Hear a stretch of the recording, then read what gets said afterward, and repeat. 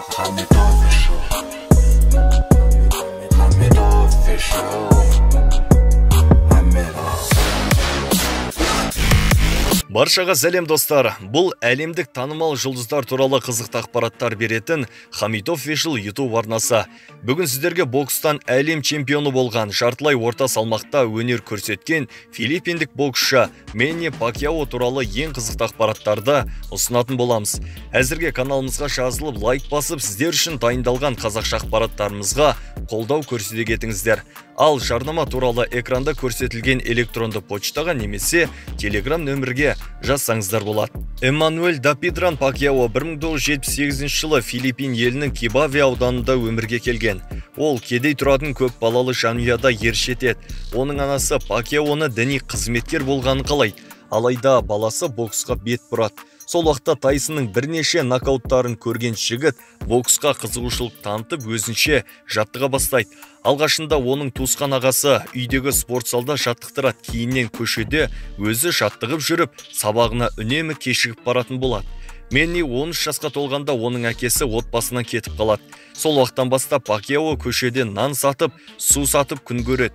Ол күндіз жұмыс істеп, кешкісін рингке шығып бокстасып жүреді. Уақыт өте әрбір жеңісінен 100 песо, яғни $2 тапқаннан соң анасы оны көшеде сауда жасамауына рұқсат береді. Себебі ол тапқан ақша 25 килограмдық күріш сатып алуға жететін еді.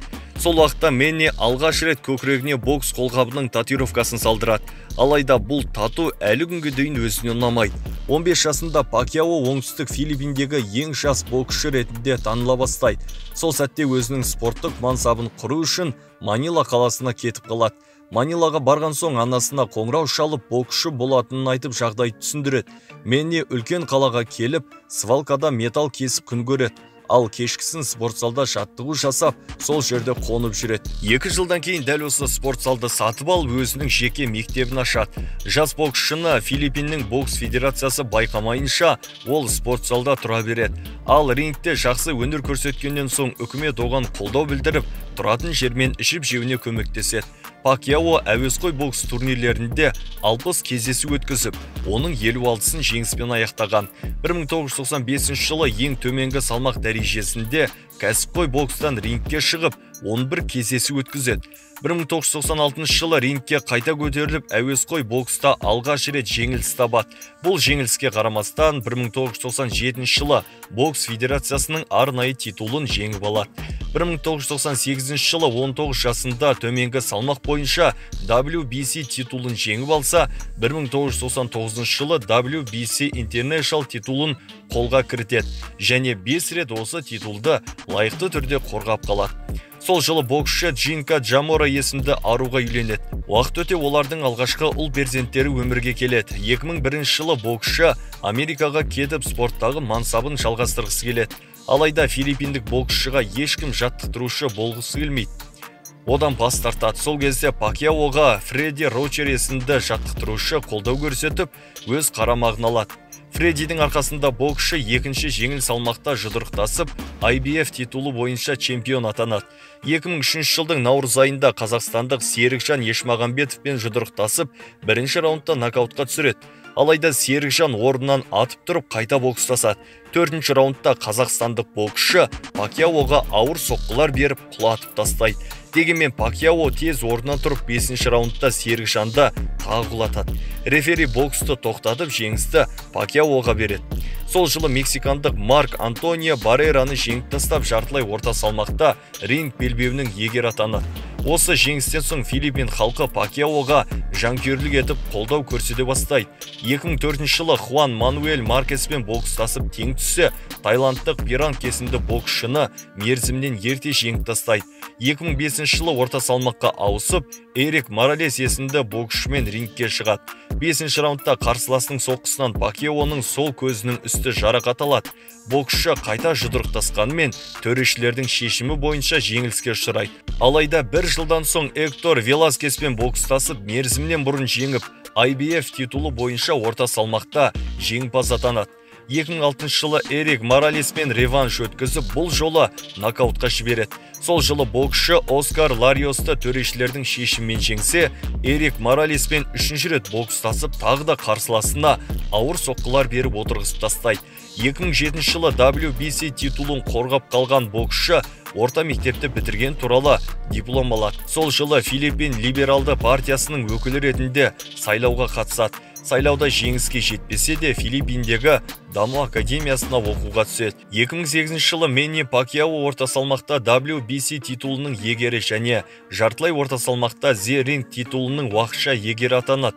Уақыт өте жеңіл салмақта WBC титулының жеңіл салмақтағы жеңімпазда болады. Сол кезде жазғы Олимпиада ойындарының ашылуына Филиппин елінің туын көтеріп шығады. Өз қандастарының сүйіспеншілігіне ие болады. 2008 жылы Мэнни бұрынғы абсолютті чемпион Оскар де ла Хоймен жұдырықтасады. Пакьяо жылдам қимылда бірнеше ауыр соққылар беріп қарсыласының сол көзін ісіріп тастайды. Төреші боксты тоқтатып жеңісті Пакьяоға береді. 2009 жылы Рикки Хаттонмен жұдырықтасып, екінші раундта ешкім күтпеген ауыр нокдаунға жібереді. Дәл осы нокдаун жыл нокдаун деп аталады. Мэннидің тез танылуына ықпал етеді. Осы жеңістен соң боксшы IBO және The Ring титулдарын жеңіп алады. Осылайша әрбір жеңістен боксшы $10 миллион жуық табыс таба бастайды. 2009 жылы Мэнни Пакьяо әлемдегі ең бай, ең ықпалды адамдардың ішінде филиппиндік алғашқы азамат болып тізімген еді. Сонымен қатар Филиппин елінде түсірілген Вапакман фильмінде рөл сомдайды. Боксшы одан бөлек әндер жазып, фортепианода ойнауды да үйрене бастайды. Сол жылы боксшы Мигель Каттоны әрең дегенде жеңіп, жартылай орта салмақта WBO титулына ие болады. Осы жекпе-жектен боксшы $35 миллион қаламақы алады. 2010 жылы Мэнни Конгресс сайлауына жеңіске жетеді. Сол уақытта Филиппин парламентіндегі жалғыз миллиардер азамат болады. Оның байлығы 2014 жылы 1,5 миллиард филиппиндік песоға тең болады, яғни $38 миллион деп бағаланады. Рингке қайта оралған боксшы Джошуа Коттимен бокстасып, жалпы алғанда 1230 соққы беріп жеңіске жетеді. 2010 жылы бірінші орта салмаққа ауысып, WBC титулы бойынша Антонио Маргаритамен жекпе-жек өткізеді. Мэнни ауыр соққылар беріп қарсыласының бетін қан жоса еткен сәтте, бокс көрермендері Антонионың түрін көріп шошып кеткен. Тіпті Пакьяоның өзі жекпе-жекті тоқтатқысы келгенмен, төреші 12 раундқа дейін бокстасуға рұқсат береді. Пакьяо төрешілердің бір ауызды шешіммен жеңіске жетіп, қомақты табыс табады. 2010 жылы боксшының тапқан табысы $42 миллион жеткен. Алайда Мэнни құмар ойындарына беріліп кетіп, жеңіл жүрісті қыздармен түнгі клубтарда қыдырып жүреді. Тіпті 2011 жылы бокстан тапқан табысы $20 миллион $2 миллион ақшасын промоутерінен алып, құмар ойындарындағы қарыздарын төлемекші болған.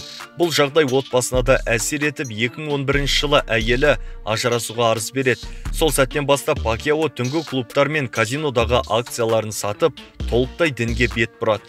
Оның өзге дінді қабылдағаны филиппиндіктерге мүлдем ұнамады, себебі Филиппин халқының 80% католик еді. Ал Мэнни евангелиялық христиан дінін ұстанады. Тіпті оған өзінің анасы қарсы шыққан. 2011 жылы Пакьяо Шейн Мосли мен Хуан Мануэль Маркесті жеңіп тастайды. Ал 2012 жылы Тимоти Брэдлимен жекпе-жек өткізіп, төрешілердің шешімімен жеңіліп қалады. Пакьяоның спорттық мансабындағы ең нашар жеңілісі Хуан Мануэль Маркеспен өткізген реваншында болды. 6-шы раундта Маркес Пакьяоға ауыр соққы беріп, нокдаунға түсіреді. Ол шалқасынан құлап бірнеше минут ес-түссіз жатады. Бокс жанкүйерлері Пакьяоның ұйықтап қалғанына таң қалып, түсінбей дал болады. Жекпе-жек тоқтатылып, Маркес жеңіске жетеді. Ринг журналының ақпаратына сәйкес, дәл осы жекпе-жек жыл жекпе-жегі, жыл нокауты, жыл жаңалық ретінде бағаланады. Дегенмен Пакьяо екі жеңілістен жалпы алғанда $50 миллион табыс табады. Осы жеңілістен соң үзіліс алған боксшы 2013 жылы рингке қайта көтеріліп, қарсыласы Брэндон Риосты жеңіп, жартылай орта салмақта WBO титулының уақытша егері атанады. Осы жекпе-жекті көрген Майк Тайсон Мэнни Пакьяоның бокстасуына риза болып, жылы лебіздерін білдіреді. Пакьяо бұл жеңістен $30 миллион қаламаққа ие болады. Дәл осы қомақты табыстан соң Филиппин соты боксшыны үкімет салықтарынан уақытылы төлемеді деп айтты. Боксшы сол уақытта салықтың бәрін Америкада төлеп жатқанын айтып, өзін ақтап алады. 2014 жылы Пакьяо бұрынғы қарсыласы Тимоти Брэдлимен реванш өткізіп жеңіске жетеді. Көп замай Крис Алджериді де тізе бүктіріп, екі жеңісінен $40 миллион қаламаққа ие болады. Сол уақытта Kia Sorrentos деп аталатын филиппиндік баскетбол командасының құрамында ойнайды. Баскетбол ойнау Мэннидің бала кездегі арманы болған. Сондықтан осы құрамада ойнап, өзін жаңа қырынан көрсетеді. 2015 жылы бокс жанкүйерлері асыға күткен жекпе-жек өтеді. Мэнни Пакьяо ешқашан жеңіл көрмеген Флойд Майвезермен жұдырықтасып 12 раунд бойы лайықты қарсылық танытады. Дегенмен төрешілердің шешімімен Майвезер жеңіске жетеді. Бұл жеңілістен Пакьяо $120 миллион табыс тапты және ең бай боксшылар тізімінде екінші орынға жайғасты. Мэнни осы жекпе-жектен соң журналистерге берген сұхбатында иығындағы жарақатына қарамастан жекпе-жекке шыққанын айтып өтеді. Алайда Неваданың атлетикалық штабы бұл ақпаратты жоққа шығарады. Бірнеше күннен кейін Мэнни операция жасатып, 1 жыл ем алады. Емделіп жүрген сәтінде боксшы өзі туралы жеңілмейтін Мэнни Пакьяо деп аталатын фильмге сценарий жазады. Фильм шыққаннан соң 2016 жылы боксшы бір жынысты некеге қарсы екенін айтып сұхбат береді. Сол сәтте 2006 жылдан бері жарнамалық серіктес болып келген Nike компаниясы боксшымен жұмыс жасауды тоқтатып, келісім шартты бұзады. Тіпті ЛГБТ-ның бір мүшесі боксшыға шабуыл жасамақ болады. Nike компаниясына қарсы шыққан филиппиндік жанкүйерлері жаппай Nike кроссовкаларын өртей бастайды. Уақыт өте Мэнни айтқан сөздері үшін кешірім сұрайды. 2016 жылы боксшы Тимоти Брэдлимен үшінші рет жұдырықтасады. Жылдан әрі нақты соққы берген боксшы қарсыласын жеңіп, $33 миллион қаламаққа ие болады. Жекпе-жектен кейінгі пресс-конференцияда Пакьяо спорттық мансабын аяқтайтынын хабарлайды. Сол жылы Конгрестің жоғары палатасында боксшы сенатқа сайланады. Ол саясатта аз болғанмен халықтың қолдауымен өзгелерден ерекшеленіп тұрады. 2016 жылдың қарашасында жартылай орта салмақта WBO титулы бойынша 27 жастағы американдық Джесси Варгасты жеңіп чемпион атанады. Осы жекпе-жектен боксшы $10 миллион табыс табады. 2017 жылы Махарлика Филиппинас деп аталатын баскетбол құрамасының негізін қалайды. Сонымен қатар зейнетке шыққаннан соң НБА баскетбол құрамасының басшысы болғысы келетінін хабарлайды. Сол жылы Мэнни Джефф Хорнмен бокстасып жеңіліс табады және WBO белбеуінен айырылады. Ал 2018 жылы рингке қайта шығып қарсыласы Лукас Матисті нокаутқа жібереді және орта салмақтағы WBA чемпион атанады. 2019 жылы боксшы Эдриан Бронерді жеңіп чемпиондық титулын қорғап қалады. Сол жылдың жаз айында боксшы Кит Турманды жеңіп тастап, WBA титулы бойынша орта салмақтағы супер чемпион атанады. Сонымен қатар $10 миллион қаламаққа ие болады. 2019 жылдың желтоқсан айында Пакьяо политология және мемлекеттік басқару мамандығы бойынша жоғары оқу орнын аяқтап диплом алады. 2021 жылы Мэнни американдық боксшы Йордан Угаспен бокстасып жеңіліп қалады. Бокс сыншыларының айтуынша Пакьяо 2 жыл рингке шықпаған үшін өте баяу қозғалған.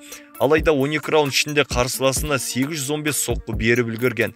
Осы жеңілістен соң боксшы спорттық мансабын аяқтап, саясатқа бет бұрады. Көп замай партия президентінің міндетін атқарушы болады.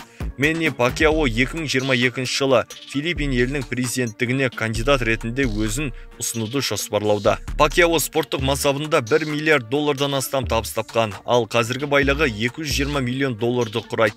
Боксшы спорттан бөлек түрлі жарнамалардан табыс табады. Атап айтқанда HP, McDonald's, Hennessy ішімдігі және Samsung смартфондары. Пакьяоның Филиппинде 4 зәулім үйі бар. Отбасымен тұратын зәулім үйіне қаржылай көмек сұрап келетін адамдар жиі. Себебі Филиппин халқының бір шамасы кедей тұратыны белгілі. Мэннидің Америка елдерінде де зәулім үйлер бар. Ол Беверли Хиллздағы үйін $12 миллион рэпер P. Diddy'ден сатып алған. Боксшының гаражында Chevrolet, Lincoln, Honda, Mitsubishi, Ferrari, Porsche, Mercedes-Benz, Toyota және оқ өтпейтін Хаммер көлігі де бар. Супер чемпион қайырымдылық жұмыстарымен де жиі айналысады. 2020 жылы пандемия уақытында Филиппин халқына ПЦР тест тапсыру үшін қомақты қаражат бөлген. Сонымен қатар кедей отбасыларға арнап өз қаражаттан 1000 үй салып берген. Бұл туралы жаңалықтардан көрген боларсыздар. Осы уақытқа дейін ешқандай спортшы өз жерлестеріне, өз еліне мұндай көмек жасамаған. Қазіргі таңда боксшы өзі тұрғызған 1000 үйдің қасына мектептер мен спорт алаңшаларын салуға да өз қалтасынан қаражат шығаруда. Мэнни өте жомарт азамат, тіпті көшедегі қайыршыларға да ерінбей ақша таратып шығатын кездері болған. Боксшының қазіргі таңда 5 бала шағасы бар. Үлкен ұлы әкесінің жолын қуып бокспен айналысуда. Сонымен қатар киноға түсіп модельдік қызмет атқарады.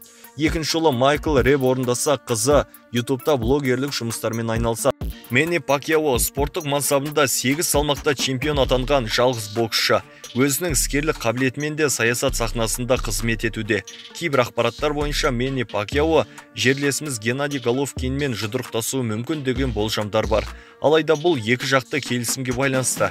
Сіз қалай ойлайсыз, екеуі жекпе-жекке шықса, кім жеңіске жетуі мүмкін? Және Мэнни Пакьяо Филиппин елінің президенті бола ала ма? Өз ойларыңызды төмендегі комментарий бөліміне жаза кетіңіздер. Достар, біздегі ақпараттар осы. Егер де сізге ұнаған болса, лайк басыңыз. Қолдау көрсетудіңіз, алдағы уақытта қандай танымал тұлғалар туралы қызықты ақпарат бергенімізді қаласаңыз, оны да жаза кетіңіз. Жарнама туралы экранда көрсетілген почтаға немесе Telegram нөмірге жазсаңыздар болады. Бұл қызықты ақпараттар беретін Хамит Official YouTube арнасы. Ақпарат дайындаған Хамит, мәтінді оқыған Берік Сабыр. Келесі кездескенше амандықта болайық.